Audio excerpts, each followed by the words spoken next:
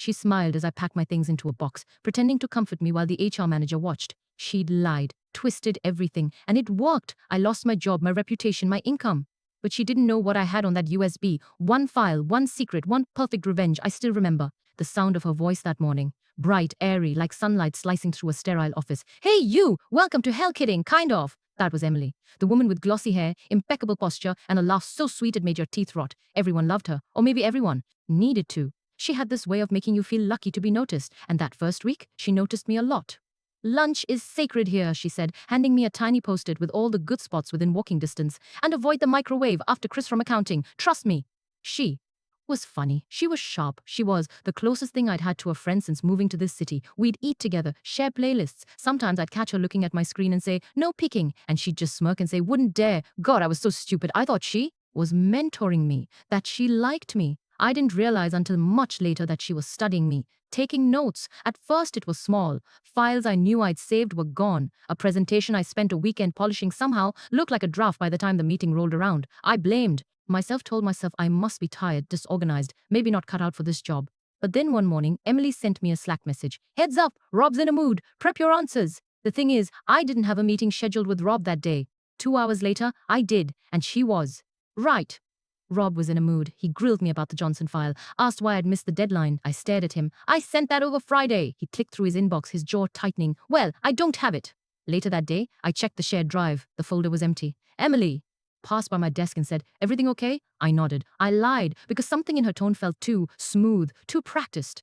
That night, I stayed late. I checked timestamps, file histories, nothing. Like someone had swept it all clean. It kept happening. Tasks went missing. My numbers didn't match the reports. Slack messages disappeared, ones I could have sworn I'd sent. Still, I gave her the benefit of the doubt. I mean, why would she do that? We were close. She brought me coffee. She'd once texted me a TikTok when I was homesick and wrote, this is so us all.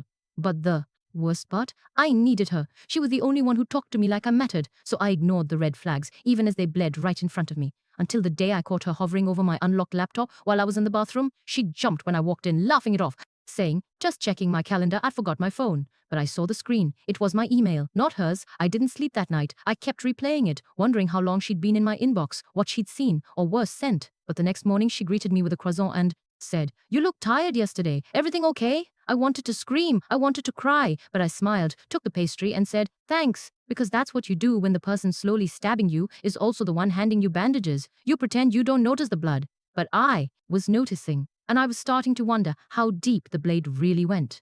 The HR call came in at 10,000 for 7 a.m. I'd just refilled my mug and was halfway through my inbox when I saw the meeting invite. Can you step into conference room B? No subject, no context. My stomach dropped before I even stood up.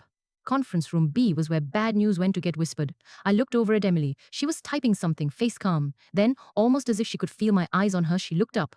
You good? She asked, lips curling into a half smile. I nodded. Another lie. By the time I reached the conference room, the HR manager, Karen, and Rob, my boss, were already seated. 2 cups of coffee, 1 water, no notes in front of them, just a laptop and a nervous sort of silence that clung to the air. We appreciate you coming in, Karen said gently. I didn't sit, not right. Away. Karen gestured to the chair, so I sat and waited. We've received some concerns, she began. Anonymous reports about your conduct. My mind froze. My conduct, there are allegations, she continued, of inappropriate behavior, misuse of confidential data, repeated tardiness. Disrespecting colleagues. Each word hit like a slap. I opened my mouth but no sound came out. Rob looked uncomfortable, like he wanted to be anywhere else. Karen clicked a few things on her laptop and turned the screen toward me. Screenshots, emails, messages I'd never sent, or ones I had twisted just enough to sound snide, careless, cruel. One of them was about Rob. Guy couldn't lead a lemonade stand, it said. I never wrote that, never. I don't know where this is coming from, I said, voice shaking. Karen offered a sympathetic nod. We know this is upsetting, but we have to take internal concerns seriously. How many concerns, I asked. From who? She shook her head. It's anonymous, but there were several. I glanced at Rob. He didn't meet my eyes. I knew then. They weren't just acting on one complaint. They'd been gathering them quietly, building a case. I thought about the missing files, the changed timestamps, the Slack messages that vanished. I thought about Emily standing at my desk 3 days ago saying, hey, didn't you finish that Johnson report? She knew it was gone because she'd deleted it. My chest felt tight, like I couldn't breathe. Karen slid a paper across the table. Severance, immediate termination, NDA. If you'd prefer to resign voluntarily, we can amend the wording. I don't remember signing it. I just remember the pen in my hand and my name on a dotted line that felt like guillotine. They let me walk back to my desk. Emily was there, standing next to it, holding a cardboard box. Her eyes were wide with concern. Oh my God, I just heard. I'm so sorry. I wanted to punch her. Instead, I said nothing. She hugged me, and whispered, if you ever need a reference, I'm here.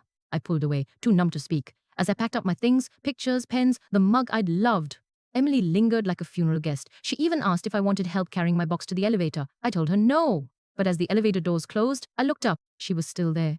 And she was smiling, not a full one, just the corner of her mouth, twitching upward, like she'd won something, like she'd finally gotten rid of me. I rolled the elevator down with tears welling up, fists clenched. She thought it was over. She thought I was done. But I wasn't. Not even close, because I had one thing she didn't: time. And a very, very good memory. For 3 weeks, I didn't leave the apartment much. I'd stare at job listings, then delete my resume draft for the 10th time. I couldn't even look at LinkedIn without feeling like I might throw up. Because how do you explain to future employers that you were fired for something you didn't do, that you were set up, that you trusted the person who did it?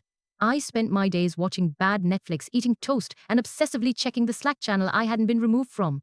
Yet, until one day, I was clean cut, like I never existed. That's when I opened the closet and stared at the old company laptop. Technically, it was supposed to be returned, but they'd forgotten to collect it in the scramble. And honestly, at that point, I didn't care. They took everything from me. A little forgotten hardware felt like a breadcrumb of justice. I plugged it in, booted it up, expected a login screen, maybe even a remote wipe, but nothing. The system was intact, and the best part, Emily had used it. Of course she had. She'd borrowed my machine once when hers was updating. Just need to shoot off a quick email, she'd said, already clicking away before I could say yes.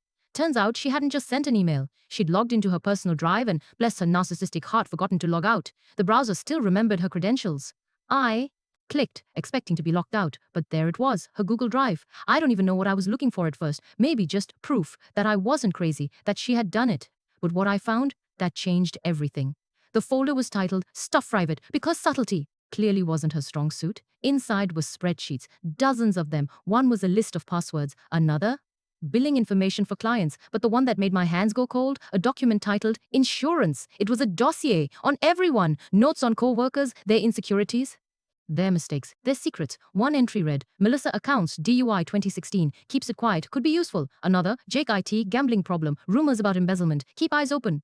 Then mine, new girl, eager, insecure, takes blame easily, perfect scapegoat if needed. Perfect scapegoat. The rage that shot through me was electric. She didn't just accidentally let things fall apart for me. She planned it, wrote it down, saved it, like a little trophy. I copied the entire folder to a USB drive, every document, every email thread, every browser history file, even a recording. Yes, a recording of her talking to someone about cooking, the Q4 numbers. She was using confidential company data to run a side business, selling leads, poaching clients, the exact kind of thing people get sued and jailed for. I stared at that USB for a long time. My heart was pounding. Because this wasn't just petty revenge, this was power. With one drive, I could destroy her, but I didn't act right away, because revenge, real revenge, needs to simmer. You don't drop the bomb, you plant it, and watch the panic grow. The first time I messaged her, I was a man named Travis, VP of Talent Acquisition at a sleek up-and-coming firm she'd been dying to get into.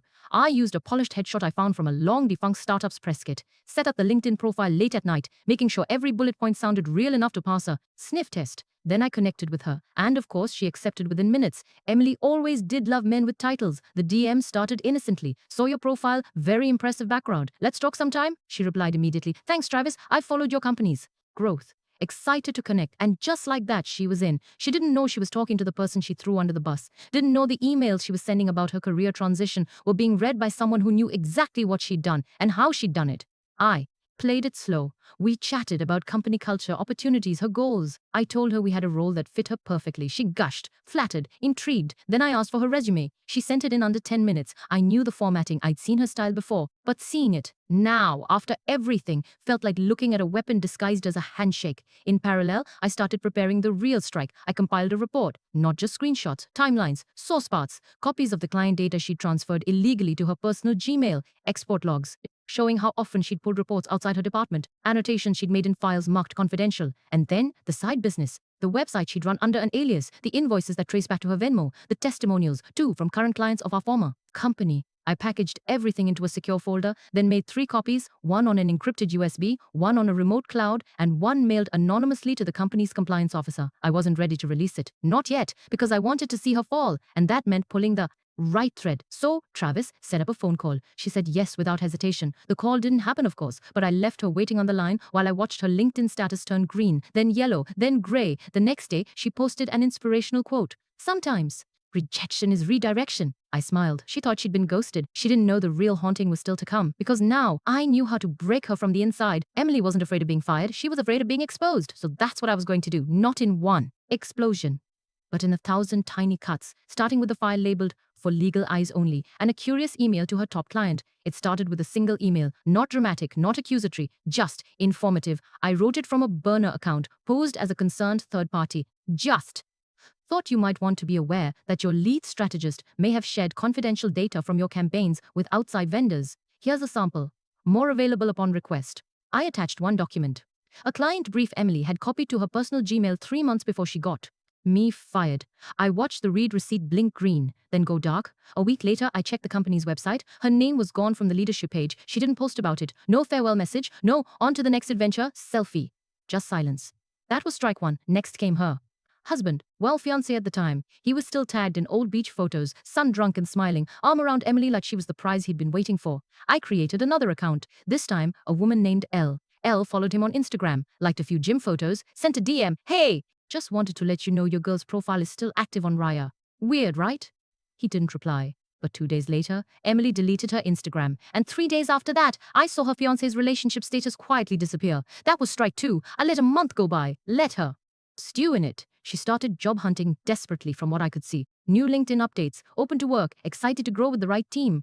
So I crafted a new persona. This one was my favorite. Cameron D, COO of a tech startup with VC buzz. He messaged her about an opportunity. Told her she was exactly what they were looking for. She replied at 3,004 a.m. We talked for 2 weeks. Well, she talked. I watched. I asked for references. She listed the names of 2 people I knew. She'd burned on the way up. I BCC'd both of them in a single email. Just making sure you're aware. Emily listed you as a reference. One responded with, "She what?" The other didn't reply. But Emily stopped replying to Cameron the next day. That was strike three, but I wasn't done. I sent the full dossier, the one from the USB, to our former employer's legal department. I never heard back. Didn't expect to, but I saw the fallout. A company-wide compliance memo went out 2 days later. Someone leaked it to a subreddit I still followed. The post read, "Major breach under investigation, contractor data involved, heads rolling."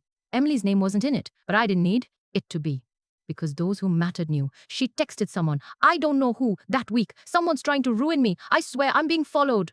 I wasn't, but I didn't have to be. She was unraveling on her own. Because that's the thing about revenge. It doesn't always look like fire. Sometimes it's just a whisper, a missing name, a window cracked open in the dark. The day she posted the crying video, I was at a new job, new office, new people, new title, senior strategy consultant, fully remote, 6 figures. No, Emily. I was sipping coffee when the alert popped up. Emily Johnson posted a new reel. I clicked before I could stop myself. Curiosity, I guess, or closure. There she was, makeup perfect, lighting soft, voice trembling. I just want to say to anyone out there who's going through it, losing work, losing friends, dealing with betrayal, just keep going. Some people will tear you down, but you have to rise. The comments were flooded with hearts. "You got this, queen. Haters gonna hate. Resilience looks good on you." I didn't comment. I didn't need to, because while she was crying on camera, begging for sympathy from strangers, I was watching from a place she never imagined I'd land.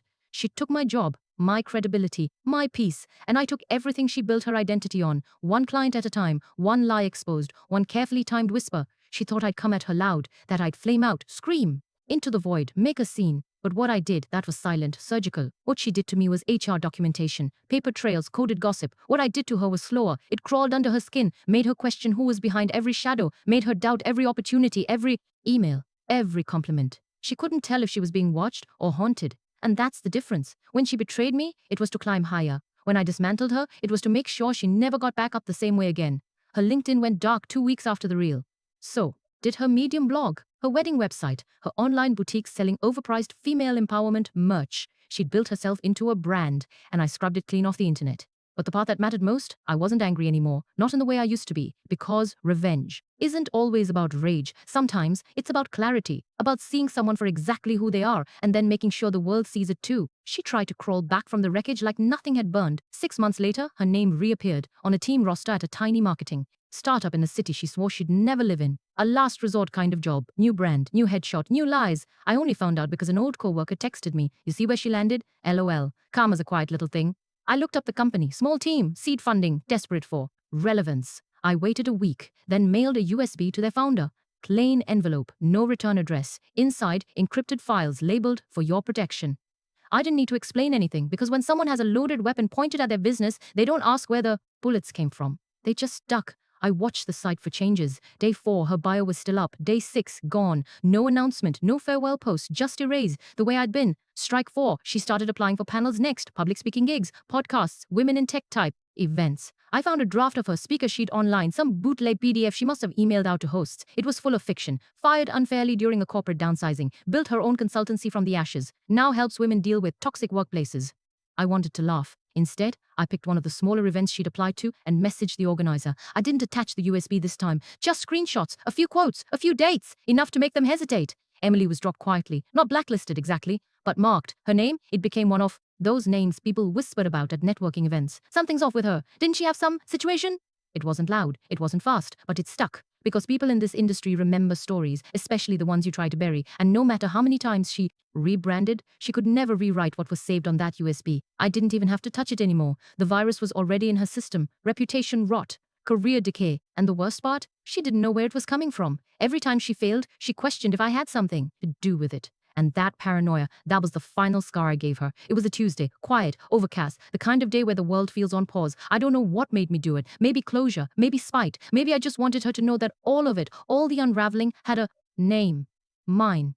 The subject line was blank. Just like the way she'd left me. Empty, confused, disposable. I didn't write a paragraph, no threats, no monologue, just one line. You broke me, I rebuilt myself, stronger, smarter, and you never saw it coming. There was no signature, no sender. Photo, no trace back. I hit send, and I didn't wait for a reply because there wouldn't be one. She'd read it. I knew she would. She'd sit there, eyes scanning that single sentence, trying to decide if I was the ghost she couldn't outrun. And I was, not because I haunted her inbox, but because every failure she suffered, every opportunity that slipped through her hands, every side eye she caught in a conference room, it all whispered the same thing. She chose the wrong person to cross. I never heard from her again. No apology, no admission, just silence. But I imagine her checking her spam folder sometimes, or refreshing her email at midnight, waiting for the next shoe to drop. There's nothing left on the USB. I wiped it clean a month ago, because by then, I didn't need it anymore. I'd already written the story where she falls.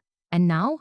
Now I live a quiet, powerful life. Not loud, not bitter, but whole. And I keep that email in my drafts, duplicated under a new name, just in case anyone else ever thinks I'm easy to erase. Because what Emily learned too late was this: some people fall apart, and some people, they sharpen.